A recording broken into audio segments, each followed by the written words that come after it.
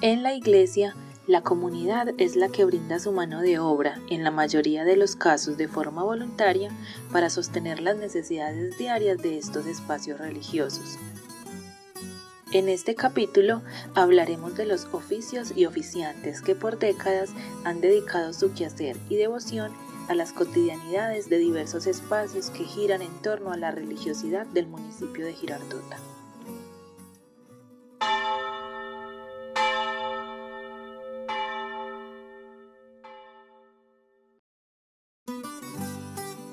Mita, venga pues escuchemos el podcast de los oficios. Tía, traiga el árbol donde sale papito trabajando en el tren. Mira el vestido de matrimonio que le hizo doña Marta a mi mamita. Esperamos pues se sienten a escuchar nietos y abuelos. Recordemos juntos las historias familiares, riéndonos de lo que ya no somos, encontrando los parecidos entre parientes y extrañando a los que ya no están.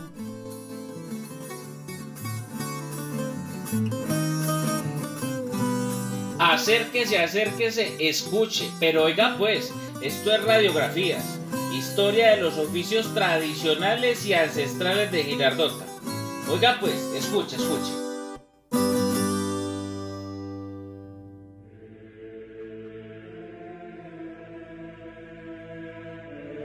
Imágenes religiosas, camándulas, rosarios, Padre Nuestros, Ave Marías y oraciones. En este episodio de Radiografías hablaremos sobre los oficios de la Iglesia.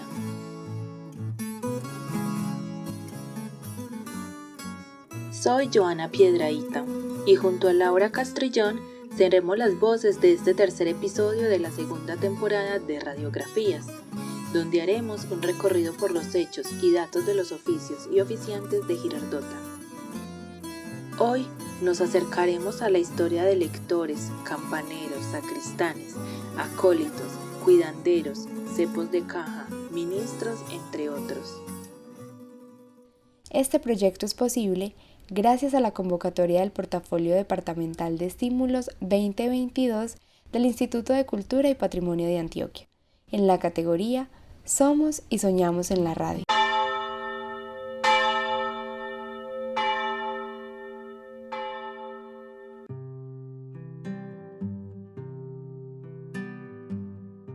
La Iglesia es una institución religiosa que se conforma principalmente por la comunidad de un territorio, donde se transmite y profesa una fe en común. Este espacio, además de articular a las personas y sus creencias, permite el relacionamiento, el sentido del compartir y la generosidad a través de ofrendas y gestos humanos que están pensados para ayudar al otro. Edwin Cuervo Restrepo, estudiante de 14 años y quien aspira en un futuro no muy lejano entrar al Seminario Mayor de la Arquidiócesis de Medellín para sus estudios de sacerdote, nos acompañará a lo largo de este episodio, relatando desde su experiencia y conocimiento los contextos de los oficios en la Iglesia, cómo han sido las transformaciones y reconocimientos de estas labores a lo largo del tiempo.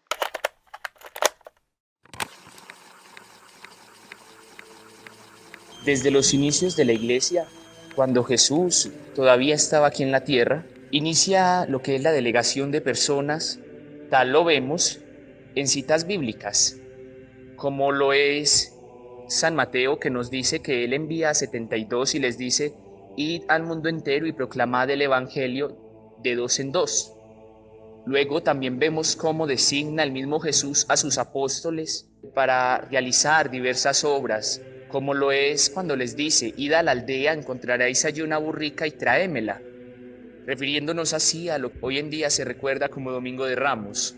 Al igual que antes de la última cena les dice: id a este salón y preparad lo que necesitamos para la última cena.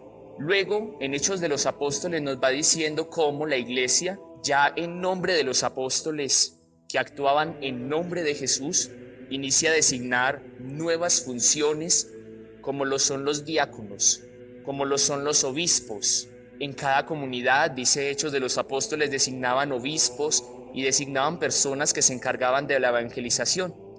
Y así se ha ido transformando el ministerio de servicio en una iglesia hasta tal punto como lo vemos hoy, que hoy en día podríamos decir se divide en dos, en grupos apostólicos y en oficios remunerados, teniendo en cuenta que de por sí estos servicios apostólicos son aquellos que se hacen en nombre de Jesús, como una vocación que nos nace para participar de algún grupo parroquial, tal como lo es una Legión de María, lectores, servidores del altar, ministerio de canto, entre otros grupos parroquiales que tenga una parroquia. Luego encontramos oficios remunerados que reciben este nombre porque ya empiezan a tener categoría de empleados y a la misma vez son empleados, porque estos oficios, más que una voluntad, más que una vocación o un llamado, son oficios que requieren exigencias laborales. Allí encontramos cargos tales como lo son un sacristán, como lo son una señora de un aseo, como lo es a la misma vez una secretaria, hasta el mismo párroco. Hay veces se va encontrando, fuera de ser el administrador, en esos servicios económicos, teniendo en cuenta así que los cargos que se van desarrollando dentro de las iglesias son cargos que han sido transmitidos por Jesús de generación en generación y en los cuales la iglesia se basa. Sin gente que participara de los grupos religiosos que actualmente conforman una parroquia o una comunidad, no tendríamos iglesia, ya que estos grupos apostólicos y diferentes oficios que son remunerados económicamente son los que mueven las iglesias. Son esos entes los que ayudan a transmitir el objetivo de la iglesia, que es anunciar la doctrina de Jesús y anunciar que el reino de los cielos está cerca, buscando así la conversión de las personas.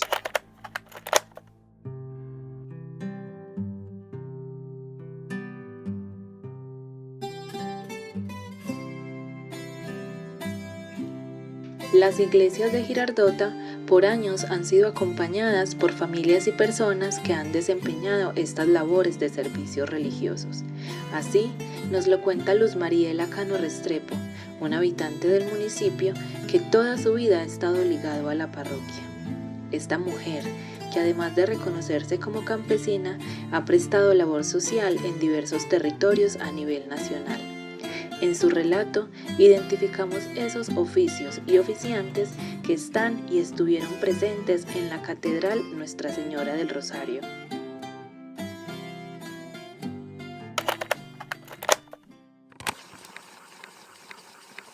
Mi nombre es Luz Mariela Cano Restrepo. Yo soy de Girardota, nací, soy oriunda de la vereda San Diego, en el sector Cabildo, hija de una mujer que fue maestra y de un hombre que fue un campesino que se dedicó de tiempo completo a la producción de la caña de azúcar. Estudié en Girardota en el Instituto Parroquial. Durante 8 años fui religiosa de las Hermanas de la Presentación. Posteriormente me retiré y me dediqué a estudiar agropecuaria, soy tecnóloga agropecuaria. A nivel eclesial, hace muchísimos años, mejor dicho, desde que me conozco, le he servido a la iglesia en las parroquias donde he estado. Y en diócesis, a nivel diocesano, he trabajado en la diócesis de Apartadó, en la de Montería, en la de Riohacha y acá en Girardota. Me tocó ver nacer esta iglesia diocesana de Girardota en el año 89. Estaba yo de novicia y la he acompañado siempre, pues aquí estoy prestando un servicio pastoral diocesano desde un movimiento de laicos que se llama Cursillos de Cristiandad. La iglesia funciona a partir de parroquias. Las parroquias están insertas en las diócesis y cada diócesis tiene un obispo que hace comunión con el obispo de Roma y esa es la iglesia católica. Así funciona. ¿Qué labores se han realizado? Pues muchísimas en esas 3 áreas que te digo, en lo que es del anuncio, del profetismo, en lo que es de la caridad y en lo que es de las celebraciones. Básicamente se han realizado, se realizan y se siguen realizando las labores es en esas áreas. Las personas que lo hacen en cada parroquia son distintas. Por ejemplo, aquí en nuestra catedral en Girardota tuvimos por años a don Ignacio Castrillón de sacristán, que era muy reconocido. Hoy tenemos separadas como esas labores que él hacía. En la catedral de Girardota hay una persona que se encarga de la sacristía, que es todo lo que tiene que ver con la celebración, los ornamentos, los vasos sagrados, las lecturas. Otra persona que se encarga del aseo del templo. y otra persona que se encarga de la decoración del templo para las grandes fiestas, que en este momento es Sebastián Madrigal, pero que junto a él hay una cantidad de muchachos que le ayudan cuando hay que hacer labores grandes.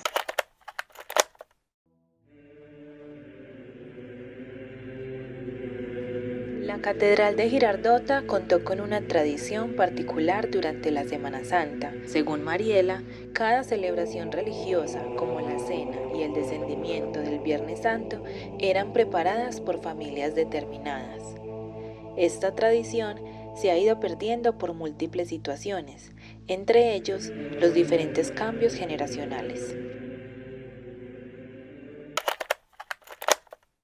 Posteriormente lo que nos ha quedado son los cargadores, que los cargadores han sido ya de tradición, los que cargan las imágenes, no solo en la Semana Santa, sino en las fiestas grandes donde se sacan las andas con los santos y se decoran. Bueno, de otras labores distintas a la sacristía, la catequesis. Te hablo de la catequesis específicamente, primero porque mi mamá, María Engracia Restrepo Agudelo, era catequista y se llamaban catequistas parroquiales las personas que les enseñaban a los niños la Biblia y la doctrina de la iglesia.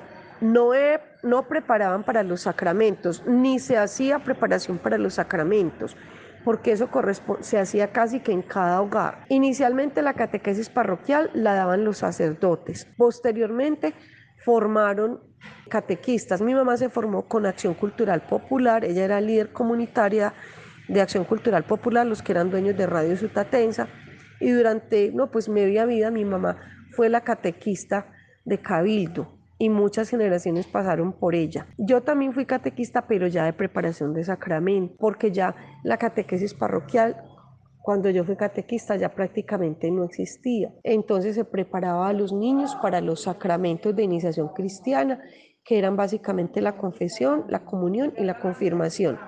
Aunque algunos niños que llegan, los niños mayores de 5 años, si no se han bautizado, deben recibir preparación.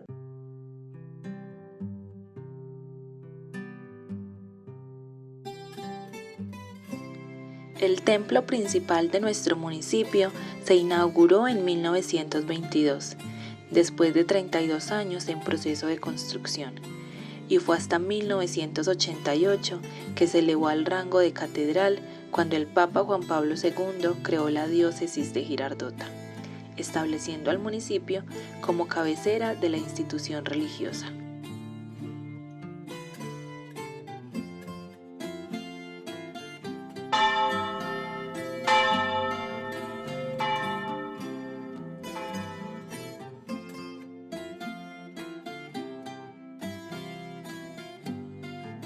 Juan de Dios Cadavid, miembro del Centro de Historia de Girardota, cuenta cómo los oficiantes de la iglesia trasladaban y contabilizaban los adobes que hoy hacen parte de la edificación, liderados por un miembro de la familia Castrillón, familia que por 3 generaciones, Raimundo, Marcos e Ignacio Castrillón, realizaron las labores de sacristán en la catedral del pueblo.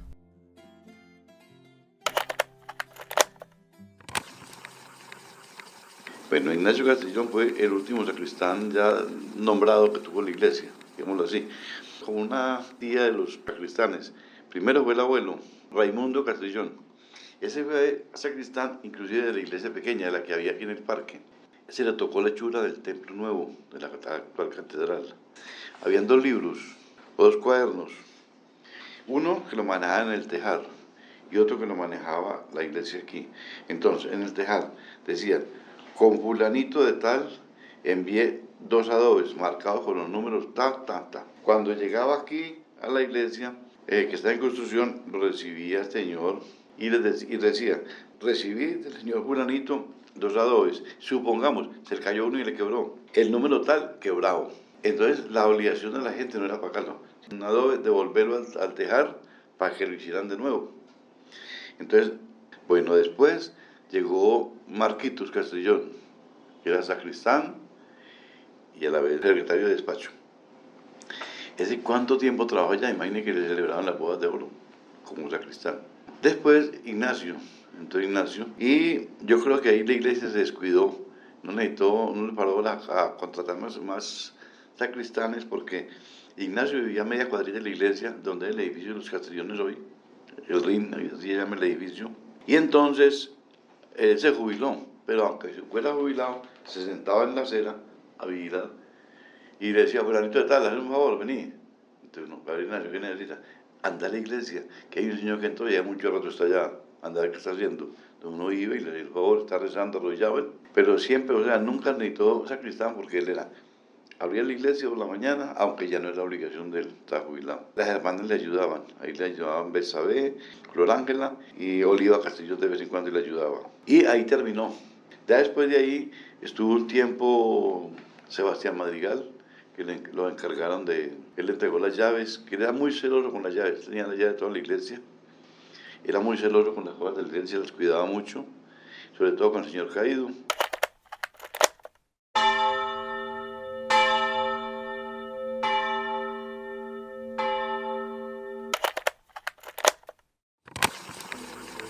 Como lo decíamos anteriormente, en la iglesia también encontramos los trabajos remunerados económicamente, ya que estos, por su dedicación, por su entrega y su exigencia, deben de ser catalogados como un trabajo en sí ante la sociedad. Entre las personas que cumplen una función remunerada económicamente en una parroquia encontramos el sacristán. Como su nombre lo dice, es el hombre sagrado. El sacristán es el encargado de la parroquia en términos generales. Él, como hombre sagrado, tiene la función de cuidar las cosas sagradas, de hacer que se respeten las cosas sagradas en una iglesia y de transmitir un mensaje de esperanza hacia los otros por medio de su servicio o su trabajo. El trabajo del sacristán es preparar las cosas sagradas para la Eucaristía, para algún evento religioso que haya dentro del templo, entre otros eventos o entre otras circunstancias. Un sacristán debe de preparar los ornamentos para la Eucaristía, a la misma vez prepara vasos sagrados como lo es el cáliz, la vinajera, lo que es un lavabo,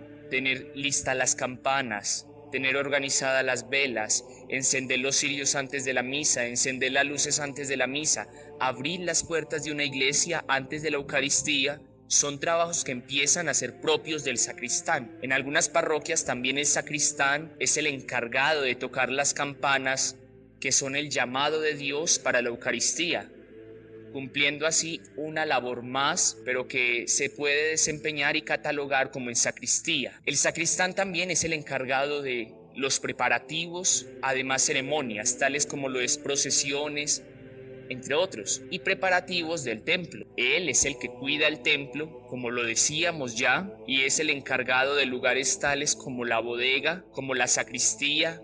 La sacristía es el lugar sagrado donde permanece el sacristán. Esa es como la oficina del sacristán. El sacristán cumple la función indispensable de ser, digámoslo de alguna manera, el logístico de las celebraciones eucarísticas, ya que gracias a él es que se celebra una Eucaristía con todos los detalles que éste incluye, desde un pequeño cirio hasta una gran luz encendida, y todo va dentro de sus funciones.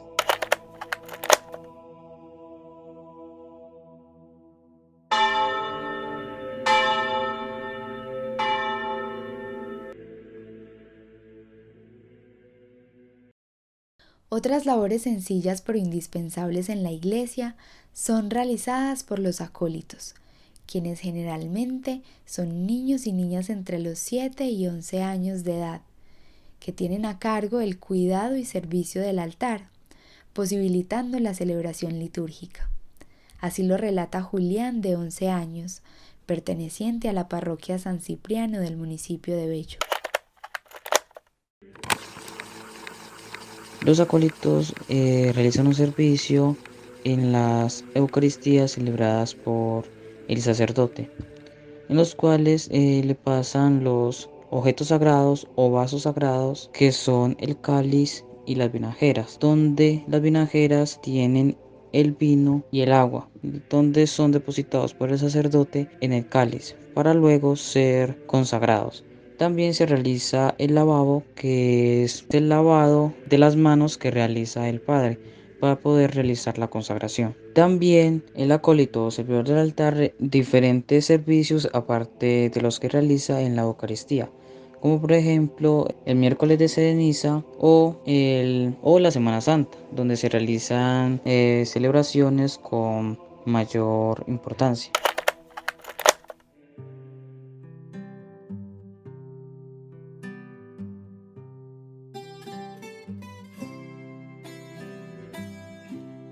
En el Inventario de Patrimonio Cultural Inmaterial de Girardota, realizado por María Teresa Arcila Estrada, Ángela Sosa Cataño y Eliana Mira Castro, resaltan la devoción al Señor Caído como manifestación arraigada a los girardotanos. Según el texto, la imagen del Señor Caído de la columna ha contribuido desde el siglo XVIII a construir el territorio en el que se arraigó su devoción, otorgándole autonomía y una identidad. Ha sido símbolo económico y político, al tiempo que se ha encargado de la fe y de la esperanza milagrosa para sus devotos a nivel local y regional. El grado de apropiación de la gente ha incluido prácticas piadosas privadas y públicas que tienen que ver con la espiritualidad, pero también con la fiesta y la celebración, con la creatividad, el ingenio y con las formas en las que son expresadas por la comunidad. Sebastián Madrigal desde los 7 años acompaña las labores de la iglesia y en los últimos años se ha dedicado a ser el mayordomo del Señor Caído, trabajo que recibió como ofrenda de confianza de Ignacio Castrillón, último sacristán de esta familia. Esta labor venía de descendencia, de familia. O sea, el padre de Ignacio y el abuelo fueron los mayordomos. El abuelo se llamaba Raimundo Castrillón, el papá Marquitos Castrillón o Marcos Castrillón, al que le recibí Ignacio Castrillón. A él le recibo, no soy familiar de él, que como le decía, desde muy niño empecé como a ayudar ahí en la iglesia, a estar como muy pendiente de eso, entonces tuve una relación muy bonita con Ignacio, amistad. Pues ya meses antes de él morir decide hablar con el párroco y en ese tiempo con el obispo y les dice que para tranquilidad de él, que la imagen del Señor Caído debería quedar en mis manos. Pues le respetaron como esa voluntad y ahí fue cuando él muere, recibo yo como esa mayordomía de la imagen. Bueno, el mayordomo del Señor Caído es la persona encargada de todo el cuidado, mantenimiento de la imagen. Te vas a realizar la limpieza, una limpieza mensual y una limpieza mensual que se le realiza y ya una limpieza más profunda cada 6 meses, de cambiar sus vestidos, de mandar a hacer los vestidos nuevos, conseguir las telas para poder confeccionar esos vestidos que se le van a hacer, más estar pues muy pendiente que en sí como de la imagen.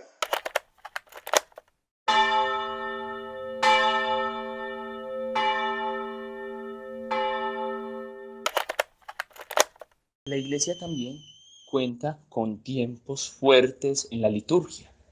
Los tiempos fuertes son tales como Navidad, Semana Santa, Cuaresma, entre otros tiempos. El más sencillo, llamémoslo así, es el tiempo ordinario por su carencia en las solemnidades y fiestas. Pero lo que es la Semana Santa, que es la época más hermosa del año, digámoslo así, durante la Iglesia Católica por su magnificencia en altares y demás, cuenta con varios servicios que de alguna manera solo se ven una vez al año durante esa semana. Entre esos servicios cuenta con grupos de logística, que son los encargados de diseñar lo que son altares y andas, tener preparados los recorridos de procesiones.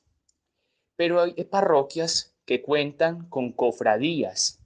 Las cofradías en esas parroquias no reemplazan el grupo de logística, pero el grupo de logística se le ve disminuido el trabajo ya que la cofradía reemplaza un poco al grupo de logística. Digámoslo, Jueves Santo.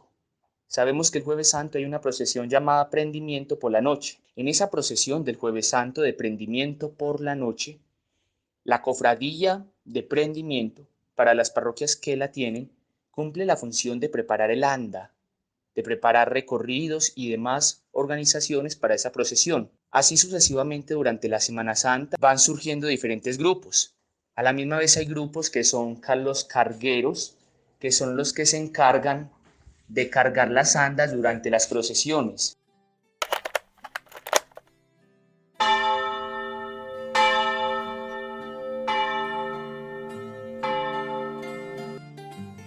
En los oficios de la iglesia también resaltan las lampareras, como doña Gilda García y doña María, que se encargan de realizar el cuidado de las velas al Señor Caído, las diferentes pastorales sociales, de salud, juvenil, devocional. También están los lectores, las personas que recogen la ofrenda, conocidos como cepos de caja.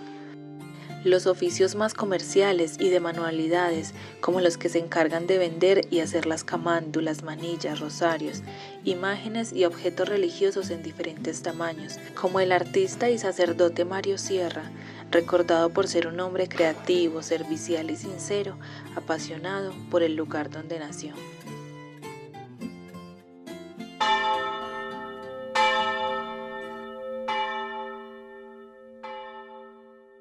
Reinaldo Espitaleta, en su libro Oficios y Oficiantes, describe la labor de una persona que se encarga de enterrar a los muertos, un oficio que no es oculto, pero sí sensible frente a la vida y la muerte. El sepulturero, y una tarea contra el olvido. Se vuelve sabio en epitafios, en dolores ajenos, en lágrimas y adioses. Conoce el lenguaje críptico de los muertos.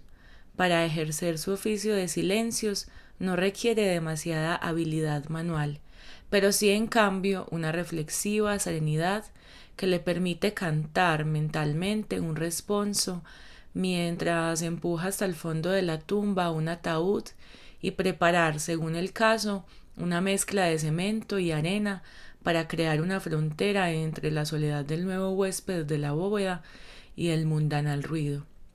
Sucede también que esa misma tranquilidad, adquirida mediante la repetición del ritual, le ayuda a manejar la pala con la que arroja, además de tierra, una alta dosis de sombras y tal vez cargas de olvido sobre quien se va para siempre. De los oficios de la iglesia quedan labores y personajes por reconocer. Y es en esa conversación con nuestros cercanos que identificamos nombres para seguir escribiendo estos relatos sonoros y narrativos que propician el contar la historia de nuestro municipio.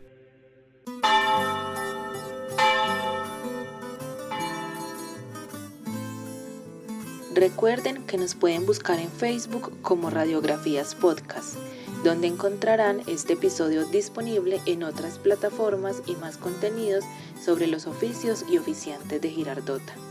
Este programa fue producido por Joana Piedrahita Jaramillo. En la voz de apoyo estuvo Laura Castrillón. El equipo de radiografía se completa con Paola Andrea Sánchez Bustamante. El diseño está a cargo de Juan Sebastián Cadavid. Osvaldo Osorio en la asesoría de contenidos y de producción. La música que los acompañó es de Valeria Arenas, Julio Cadavid y Diego Alzate, y está protegida por derechos de autor. Para su emisión y divulgación contó con el apoyo de Radio Alternativa 98.5 FM y de cinéfagos.net. Gracias a todas las voces y testimonios que han dado forma a este relato de los oficios. Su labor hace el mundo de muchas formas y colores.